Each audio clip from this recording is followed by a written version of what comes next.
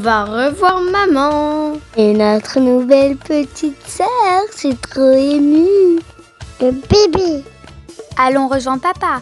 Il est parti demander dans quelle chambre maman est installée.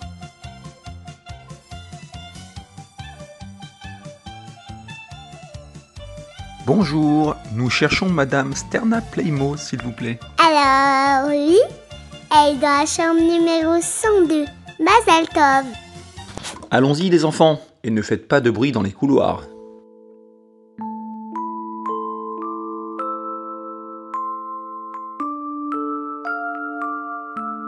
Maman! Salut maman. Bonjour mes enfants, ça me fait tellement plaisir de vous voir. Maman, comment tu vas?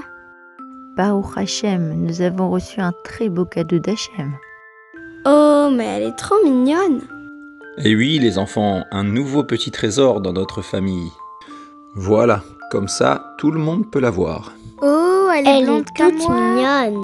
On dirait qu'elle me ressemble. Oh, mais elle est vraiment toute petite. Ah, je trouve qu'elle ressemble à Thémar. Elle est trop chou. Ma petite sœur. Maman, au fait, elle a déjà un prénom? Oui, papa l'a nommée juste ce matin à la choule quand il est monté à la Torah. Ah, comment elle s'appelle? Elle s'appelle Yehudit. Yehudit? C'est pas le nom de la femme qui a sauvé plein de juifs? Ah oui, ça me rappelle quelque chose. C'était pas à l'époque de Hanouka, non? Oui, exactement. C'est bien de elle qu'il s'agit. Oh maman, s'il te plaît, raconte-nous cette histoire de Yehudit. Oui, l'histoire.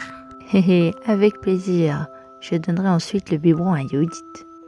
Coucou petite sœur. Allez, venez vous installer, je vous raconte l'histoire.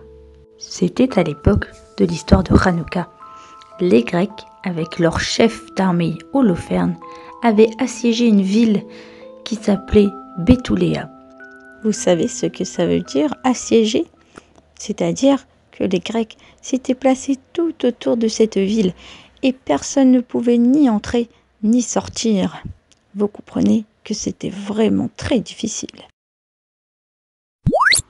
Mes chers frères juifs, je sais que nous sommes assiégés depuis déjà plusieurs jours et nous n'avons presque plus rien à manger et à boire. Mais nous n'allons pas nous rendre maintenant. Nous allons prier Hachem pour qu'il nous envoie de la pluie. Ainsi, nous aurons au moins de quoi boire. Rappelons-nous, Hachem est avec nous et il nous viendra sûrement en aide. Attendons encore 5 jours. Allons lire des Tehillim tous ensemble.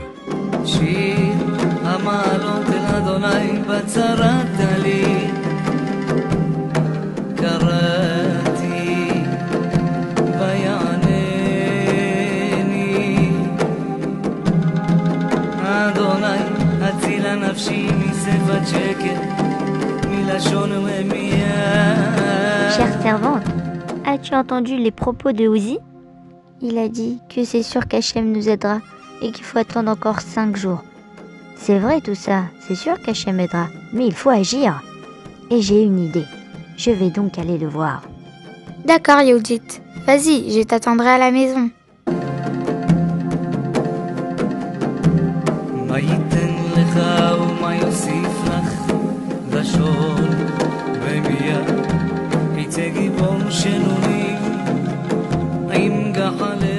Bonjour. Oui, bonjour. Qui es-tu et que veux-tu? Je m'appelle Yehudit, fille de Yohanan le Kohen Gadol. Je suis venue parler avec Uzi, s'il vous plaît. D'accord, reste ici. J'appelle tout de suite. Oui, tu m'as demandé de venir?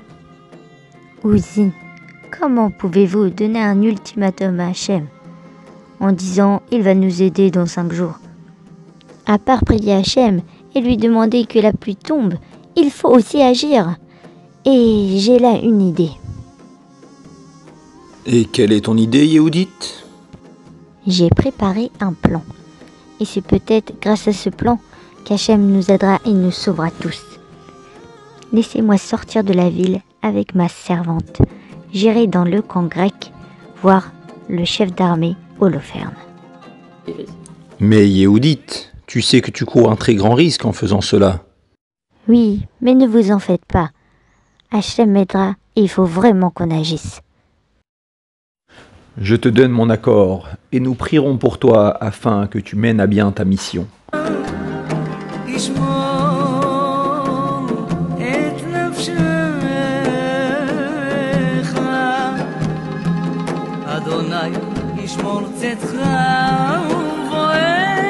Ma chère servante, s'il te plaît, amène-moi mes beaux habits.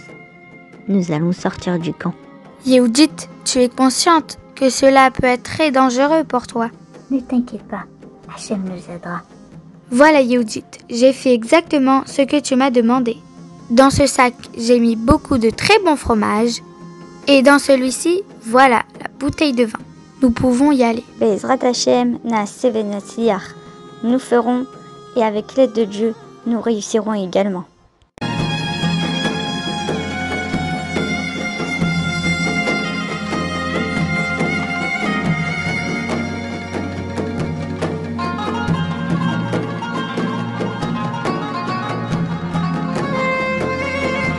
Baruch Hashem, nous avons déjà fini un séfer entier de Teilim.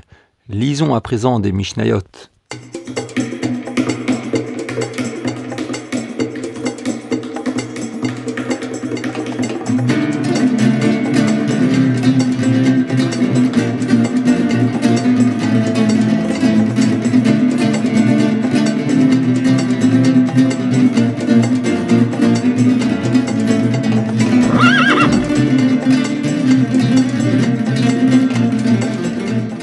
Hé, Apollos, il y a des femmes qui s'approchent de notre camp. Tu devrais aller voir ce qui se passe. T'inquiète pas, Antinos, je m'en occupe. Qui êtes-vous et que faites-vous dans notre camp? Conduisez-moi s'il vous plaît au général. J'ai des informations importantes à lui transmettre. Au général Holoferne, évidemment.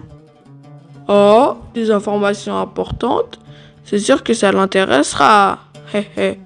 Suivez-moi.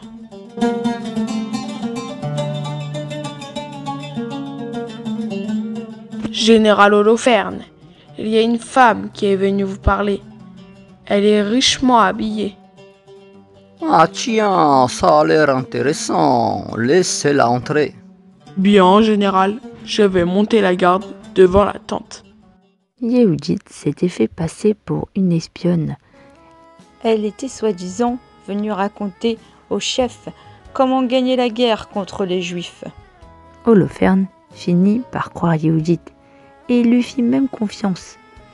Il se laissa amadouer par elle. Yehudit ramena à Holoferne du fromage très très bon, mais qui était aussi très salé. Laura en mangea beaucoup et finalement, bien sûr, eut très très soif et donc il but beaucoup de vin jusqu'à devenir complètement saoul. Et il s'endormit.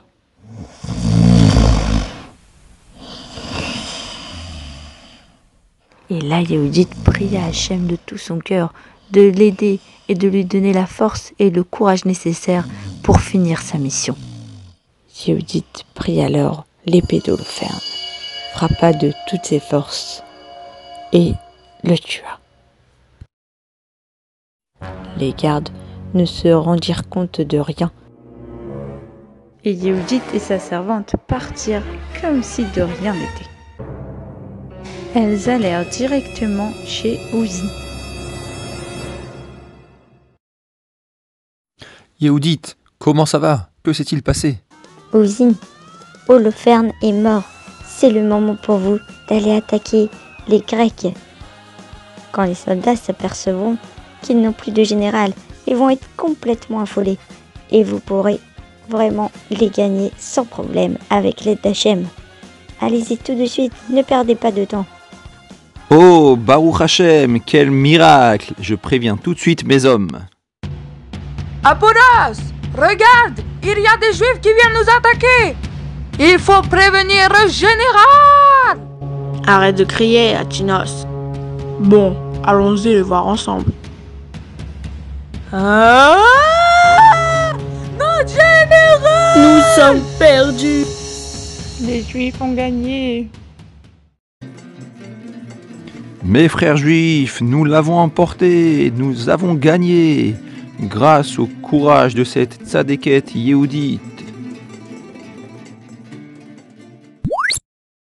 Et voilà comment, grâce à son courage et sa confiance en Hachem, Yehudit sauva tous les Juifs de cette ville.